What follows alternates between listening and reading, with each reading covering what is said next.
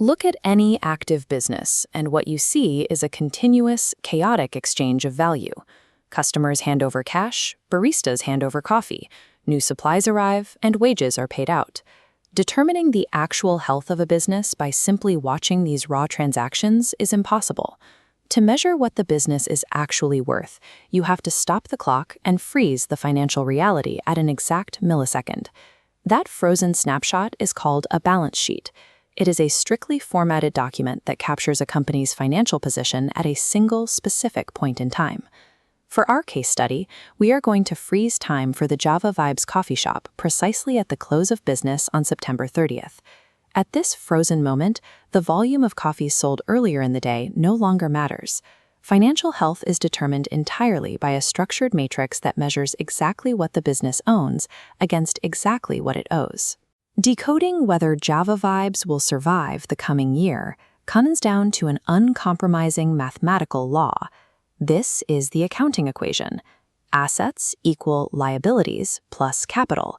This formula serves as an absolute axiom. The left side must always remain in mathematical equilibrium with the right side for the financial snapshot to be valid. Every physical reality of the coffee shop, the espresso machines, the bags of coffee beans, the cash in the register, and the bank loans, will be mapped directly onto this framework. If this equation ever fails to balance, the entire financial snapshot of the business is inherently flawed or fraudulent. We begin building our model on the left side of the ledger, focusing on assets. Assets are resources owned by the business that are expected to generate future economic benefit. To structure these resources accurately, accountants apply the rule of liquidity, which measures how quickly an asset can be converted into cash. This is why the asset column is divided by a strict 12-month timeline. Everything above this line falls under current assets. These are resources that the business expects to use up, sell, or convert into cash within exactly 1 year. For Java Vibes, we populate the top of this list with its most liquid resources: £2,000 in cash on hand and £8,000 sitting in the bank account. Next, we log £1,200 of coffee bean inventory.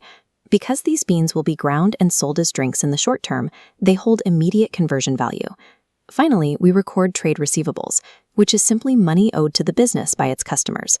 Java Vibes has £1,800 in trade receivables, completing the top section. These current assets represent the immediate operational fuel necessary to keep the business alive for the next 365 days. Shifting focus below the 12-month threshold, we enter the territory of non-current assets. These are resources that will yield benefit to the business over a multi-year period. Within this category, accountants differentiate between tangible assets, physical items you can touch, and intangible assets, which are non-physical advantages like brand name recognition or patents. While Java Vibes possesses strong customer loyalty, that abstract value is excluded here. The ledger strictly records verifiable physical values. We input their heavy operational machinery, tangible espresso machines valued at £6,500. Alongside the machines, we record the shop's furniture and fittings, valued at £3,500. When we calculate the sum of both the current and non-current sections, we reach our final number for the left side, total assets of £23,000. This £23,000 figure counts every resource Java Vibes currently has at its disposal. To understand how those resources were acquired, we slide over to the right side of the equation. This begins with liabilities, defined as obligations and debts that the business owes to outside entities. We apply the liquidity rule here as well. The top section isolates current liabilities, which are strict obligations that must be paid back within 12 months. The most common of these are trade payables. Trade payables represent debts owed to external suppliers for goods or services the business has already received. We log the immediate debts for Java Vibes: £1,200 for trade payables and an £800 credit card balance. Moving below the timeline, we define non-current liabilities. These are long-term debt structures that are due after more than a year. For this coffee shop, we input a long-term bank loan repayable over 5 years, valued at £6,000. Summing these sections reveals total liabilities of £8,000. This illustrates the exact weight of external claims dragging against the business's total resources. Looking at the full ledger, there is an immediate mathematical discrepancy. The left side holds £23,000 in total assets, but the right side only accounts for £8,000 in total liabilities. To restore equilibrium to the bedrock axiom of our accounting equation, we must identify this missing £15,000.